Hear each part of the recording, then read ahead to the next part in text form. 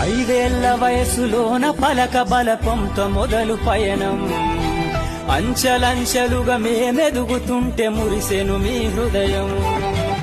ఆటపాటల్లో అండగుంటూ మము ప్రోత్సహిస్తుంటారు.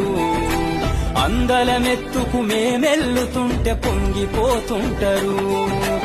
ఎదిగే కొద్దీ ఒదిగుండాలని జీవిత సత్యాలను చెబుతూ, ఎదిగే కొద్దీ ఒదిగుండాలని జీవిత సత్యాలను చెబుతూ, కృషి ఉంటే మీరు ఋషులవుతారని నమ్మకం నూరిపోస్తారు.